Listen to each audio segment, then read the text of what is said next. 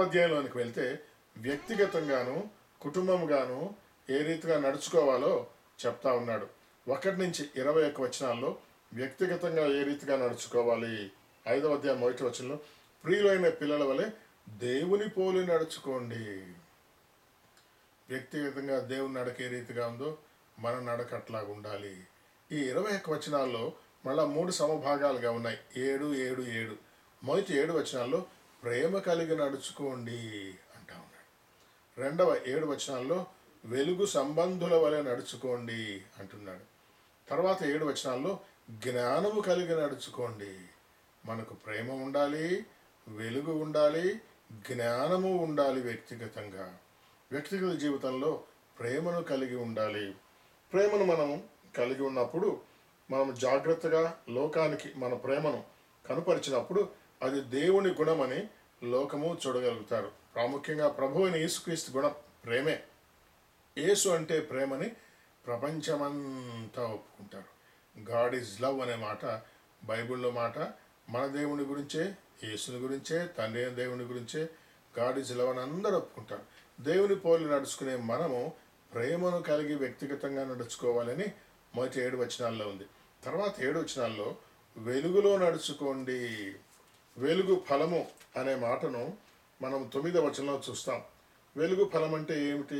సమస్త విధములైన మంచితనం కలిగి నడుచుకోండి, నీతిని కలిగి నడుచుకోండి, సత్యాన్ని కలిగి నడుచుకోండి. లోకం మనల్ని చూస్తూ ఉన్నారు అని చెప్పి అంటా ఉన్నాడు. ఆ మాటలు చెబుతూ 14 నిద్రించుచున్న నీవు మేల్కొని. కొన్నిసార్లు విశ్వాసం దీని విషయమై అవగాహన లేకుండా ఇష్టం వచ్చినట్టు జీవిస్తూ ఉంటాం. కానీ లోకం మనల్ని చూస్తూ ఉన్నారు.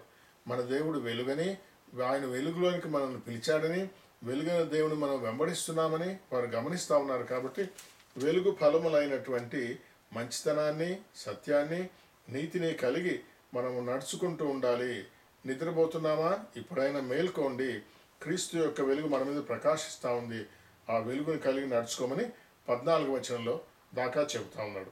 15-21 దాకా అంటే 7 దినములు చెడ్డవి గనక సమయాన్ని పోని ఒక సద్వినియోగం చేసుకొంచు జ్ఞానము కలిగి జీవించండి. సమయాన్ని వాడుకునే విషయంలో జ్ఞానము కలిగి ఉండాలి అంటా ఉన్నాడు.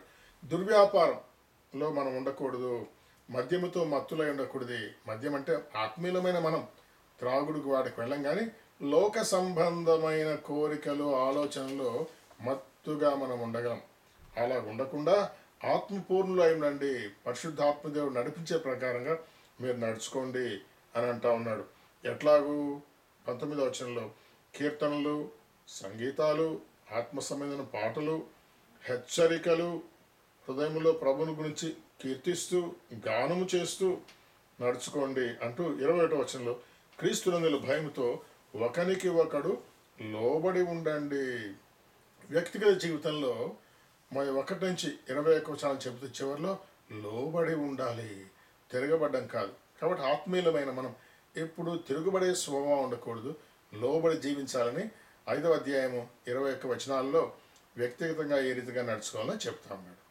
తర్వాత 22-33 నిజానికి 6వ అధ్యాయంలో 4 కూడా ఈ భాగంలోనే కలిసి ఉంటాయి.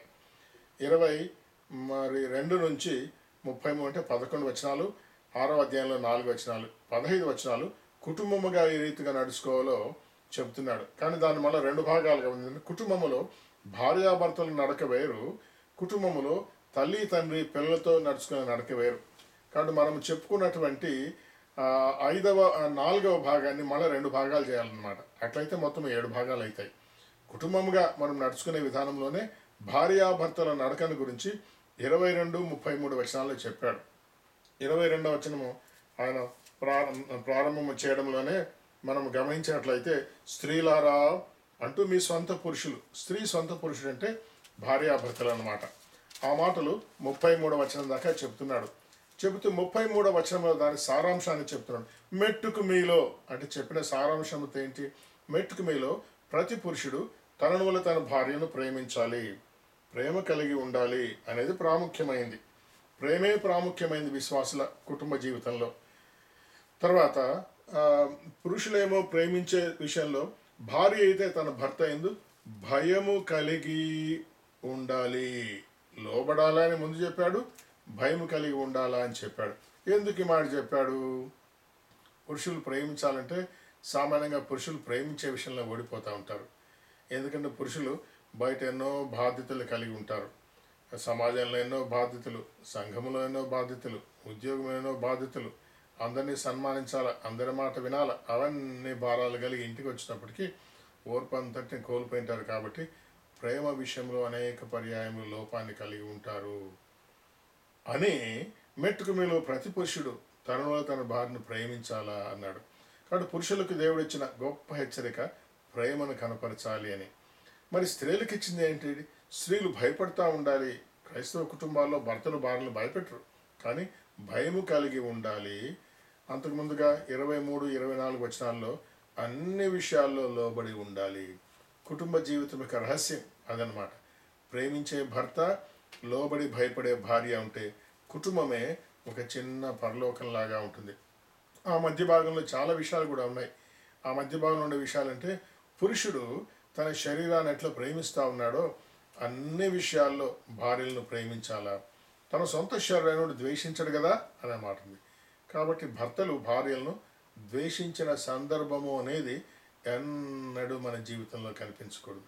ఎందుకు? క్రీస్తు సంఘాన్ని ప్రేమించాడే కానీ ద్వేషించలేదు. అందుకే ఈ భాగంలో భార్యాభర్తల సంబంధాన్ని గురించి చెబుతూ సంఘాన్ని గురించి, క్రీస్తుని గురించి ప్రస్తావిస్తా ఉన్నాడు. అదే సమయంలో నేను సంఘాన్ని గురించి, క్రీస్తుని గురించే చెబుతున్నాను అని కూడా 32వ వచనం అన్నాడు. కాబట్టి సంఘము క్రీస్తుకున్న సంబంధం ఈ గ్రంథంలో ప్రాముఖ్యమైన అంశం ముందే మనం అనుకున్నాం కదా. దానిని భార్యాభర్తల జీవితంలో మనకు చూపిస్తూ కుటుంబంగా మనం ఏ రీతిగా ముందుకు నడవాలో ఆయన చెప్పడం అనేది ఈ అధ్యాయంలో ప్రాముఖ్యమైన సంగతిగా మనం చూడగలం. ఆ తర్వాత మనం 25వ వచనంలో గమనిస్తే, పురుషులారా మీరు మీ భార్యలను ప్రేమించండి, క్రీస్తు మిమ్మల్ని ప్రేమించాడు. ప్రేమించడం ద్వారా ఆయన మనలో ముడత మచ్చ మరి ఏమీ లేని రీతిగా మనం ఉండాలని, మనలో కలిగిన ముడతలు మచ్చలు తీసివేయడానికి మన కొరకై ప్రాణం ఇచ్చాడు. కల్వరిలో కార్చిన రక్తం ద్వారా ఆయన ముడతల మచ్చలన్నీ తీసివేశాడు. కాబట్టి మీరు నేను అలాంటివి ఇంకెన్నడూ సంఘములో లేకుండా కళంకమైన ముడతైలా లేని వారంగా జీవించాలి. కాబట్టి సంఘ జీవితంలో ముడత కానీ మరి కళంకం కానీ ఉండకూడదు. సామాజిక జీవితంలో ముడత కానీ కళంకం కానీ ఉండకూడదు. వ్యక్తిగత జీవితంలో ముడత కానీ కళంకం కానీ ఉండకూడదు. 4వదిగా భార్యాభర్తలుగా కుటుంబ జీవితంలో కూడా ముడత కానీ కళంకం కానీ ఉండకూడదు అనే సత్యాన్ని మనం చూస్తూ ఉన్నాం.